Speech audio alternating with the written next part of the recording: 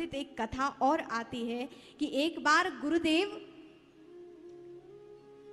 किसी कार्यवश बाहर गए तो कहते हैं कि सुतीक्ष्ण जी को अपनी पूजा सौंप गए।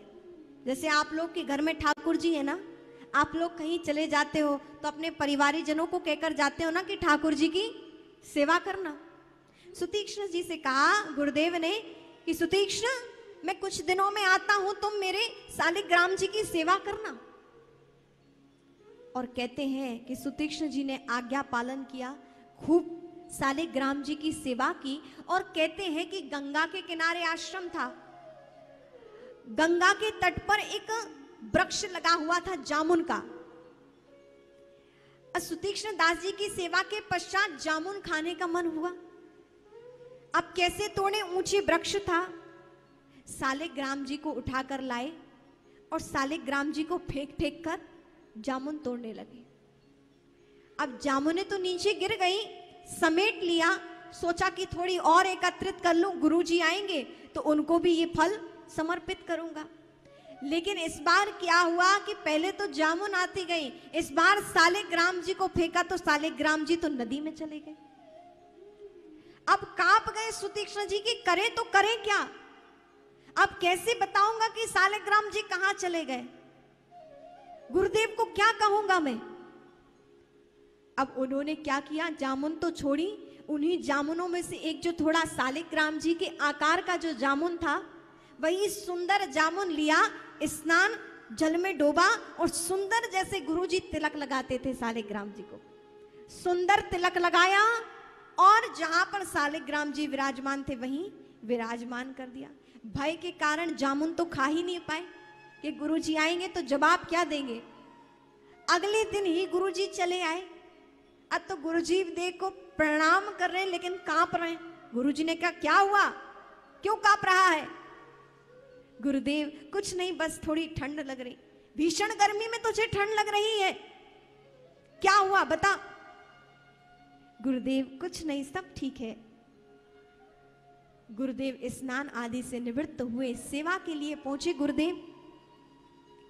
और जो ही सेवा के लिए पहुंचे तो शालिग्राम जी को रोज स्नान कराते थे। स्नान के लिए जो ही शालिग्राम जी को उठाया, स्नान किया तो वो तो पिचक गए क्योंकि जामुन थी। गुरुदेव क्रोधित हो उठे, बुलाया सुतीक्ष्ण ये क्या हुआ, शालिग्राम जी का इस तरह से कैसे हाल हो गया, क्या बात है ये।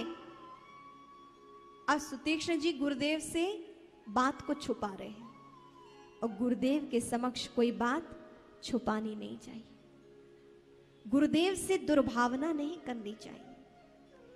यही तो ये अपराध है, बहुत बड़ा अपराध है, गौ हत्या के बराबर ये अपराध है यदि आप गुरुदेव से दुर्भावना रखते हैं तो, गौ हत्या के समान।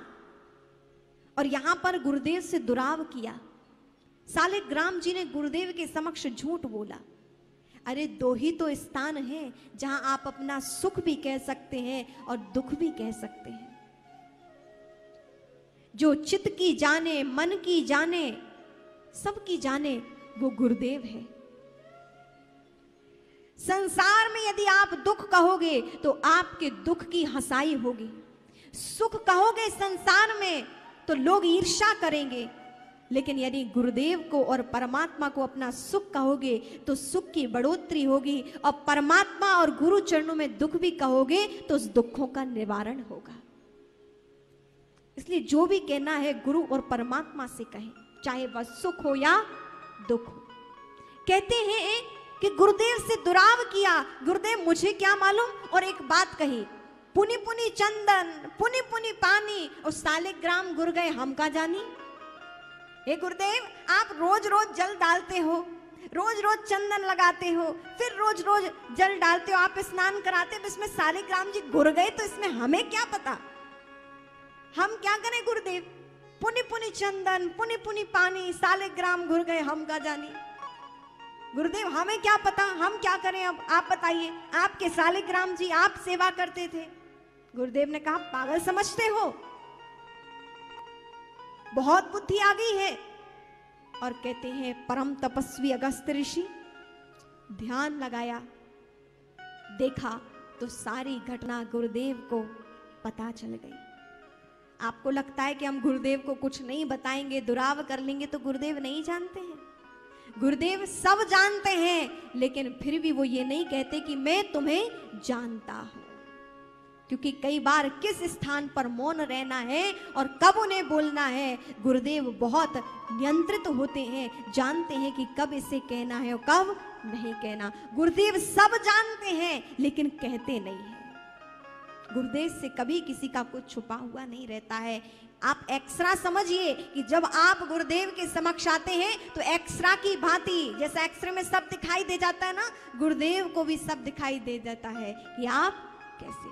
और कहते हैं गुरुदेव ने सब कुछ जान लिया और कहा तुमने झूठ बोला, असत्य भाषी की बन गए तुम, मैंने ये ज्ञान दिया था, जाओ तुमने मुझे मेरे इष्ट से दूर किया है, तुम मेरी नजरों से दूर हो जाओ और तब तक नहीं आना जब तक मेरे इष्ट को लेकर ना आ जाओ। जाओ मेरी नजरों से दूर हो जाओ, एक क्षण में अब तुम्हारा मुख देखना नहीं चाहता हूं। गुरुदेव के समक्ष शिष्य रुदन करने लगा।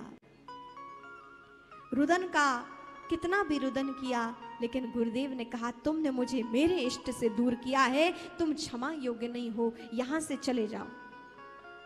और कहते हैं कि सुतीक्ष्ण जी चले गए, वन में पहुंचे और वन में भगवान की तपस्या की, वन में तपस्या की। अब उस समय की एक घटना है जब राम जी पंचवटी से होते हुए, वनवास के समय पंचवटी से होते हुए सरभंग ऋषि को दर्शन करते हुए सुतीक्ष्ण जी के आश्रम पर आने वाले थे। ये घटना उस समय की है। और कहते हैं जब सुतीक्ष्ण जी को पता चला कि राम जी आ रहे हैं, मेरे गुरुदेव के इष्ट आ रहे हैं, तो अब जाने कहां से आ जाएं। तो कभी पूर्व दिशा की ओर दौड़ते हैं, तो आधा वहां से दौड़कर कभी पश्चिम दिशा की ओर दौड़ते हैं, वहां से दौड़कर आते तो कभी दक्षिण दिशा की ओर दौड़ते हैं, कभी उत्तर दिशा की ओर दौड़ते हैं। चारों ओर सुतीक्ष्ण जी दौड़ते हैं कि कहां राम मिलेंगे कि मैं अपने गुरुदेव को प्रभु के दर्शन करा दूं, गुरुदेव पुनः मुझे स्वीकार कर लें। चारों ओर दौड़ रहे हैं, लेकिन फिर भी मन को चैन नहीं कि जाने कहां से आ जाएं प्रभु राम। और कहते हैं वन के चौराहे पर बैठ गए, जहां चारों दिशाएं जाती थी उस स्थान पर बैठ गए। और जो ही नेत्र बंद करके भगवान श्री राम का ध्यान करने लगे, तो कहते ऐसे ध्यान में चले गए। अब आप यहां देखिए कि ध्यान क्या है। राम जी का ध्यान करने बैठे तो इस प्रकार ध्यान में चले गए कि मार्ग में सरभंग ऋषि को दर्शन देते हुए जब सुतीक्ष्ण जी के पास आए तो सामने भगवान राम खड़े हैं, लेकिन फिर भी सुतीक्ष्ण जी तो ध्यान में है, राम जी को नहीं देखा। और राम जी जब पास में आए सुतीक्ष्ण जी को हिला रहे हैं कि सुतीक्ष्ण जी उठिए, मैं आ गया हूं। और तब भी ध्यान में ऐसे निमग्न है कि सुतीक्ष्ण जी उठे नहीं। सौभाग्य देखिए कि राम जी जागृत करने से आए हैं, देह भान से परे चले गए सुतीक्ष्ण जी, और भगवान राम देह हिला रहे हैं कि सुतीक्ष्ण जी उठिए, लेकिन देह से परे सुतीक्ष्ण जी चले गए तो राम जी के जागृत करने से भी उठ नहीं रहे। भगवान राम ने सुतीक्ष्ण जी को प्रणाम किया कि धन्य है सुतीक्ष्ण जी, आपकी गुरु निष्ठा और आपका ध्यान बल कि मैं स्वयं भी विराजमान हूं तो आप नेत्र नहीं खोल रहे। भगवान राम ने कहा दर्शन देना तो आवश्यक है, क्योंकि जब ये नेत्र खोलेंगे तभी तो मुझे लेकर अपने गुरु के पास जाएंगे, गुरु श्राप से मुक्त होंगे, गुरु के क्रोध से मुक्त होंगे। और कहते हैं राम जी ने अपना विराट स्वरूप का दर्शन सुतीक्ष्ण जी के हृदय में कराया, प्रकट हो गए हृदय में विराट स्वरूप में। और जब भयंकर विराट स्वरूप देखा, विशाल स्वरूप देखा, तो डर के कारण, क्योंकि भगवान ही जिन्हें जागृत करना चाहे तो फिर उन्हें कौन रोक सकता है, तुरंत नेत्र खोले तो सामने रघुनाथ जी को पाया, रामचंद्र जी को पाया है। राम जी को देखते ही राम जी के चरणों में लेट गए, दंडवत किया, प्रणाम किया और राघवेंद्र जी के चरणों में लिपट कर रुदन करने लगे। हे राम, आपके स्मरण में मैंने कितना समय यहां व्यतीत कर दिया। हे राम, आज मैं अपने आप के कल्याण के लिए नहीं, अपितु गुरुदेव के लिए आपको दर्शन के लिए लेने जाना चाहता। आज मैं अपने लिए कुछ नहीं मांगता। भगवान राम ने कहा, मांगिए सुतीक्ष्ण जी, आपको क्या चाहिए? कहा, गुरुदेव मुझ पर प्रसन्न रहें, इसके अलावा मैं आपसे और कुछ नहीं चाहता। महापुरुषों का कहना है, हरि रूठे गुरु ठौर है, पर गुरु रूठे नहीं ठौर। हरि रूठे, प्रभु रूठे, गुरु ठौर है, लेकिन गुरु रूठे नहीं ठौर।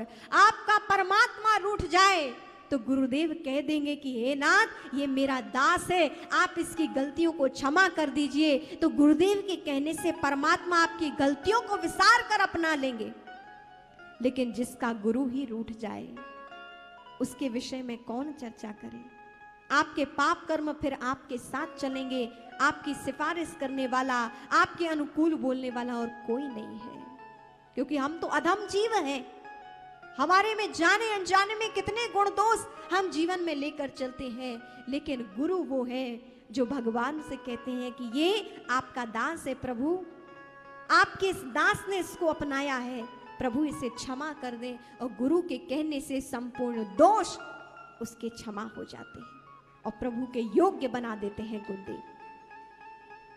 इसीलिए हे नाथ, आज मैं कुछ नहीं चाहता, मैं ये चाहता हूं कि मेरे गुरुदेव मुझसे प्रसन्न रहें। आप चलिए और मेरे गुरुदेव को दर्शन दीजिए। और जैसे ही अगस्त ऋषि ने अपने निज आश्रम में श्री राघवेंद्र सरकार को देखा, तो राघवेंद्र सरकार के दर्शन बाद में किए, पहले सुतीक्ष्ण को हृदय से लगा लिया। धन्य है सुतीक्ष्ण तेरी गुरु भक्ति कि आज तू राम जी को लेकर इस आश्रम में आया है। सुतीक्ष्ण को हृदय से लगाया, आशीर्वाद दिया, परम भक्ति का वरदान दिया और दोनों गुरु शिष्य ने भगवान श्री राम को प्रणाम किया। ये है गुरु निष्ठा, ये है गुरु भक्ति। जिनके जीवन में गुरु भक्ति है, उसके इष्ट भी उस पर प्रसन्न रहते हैं।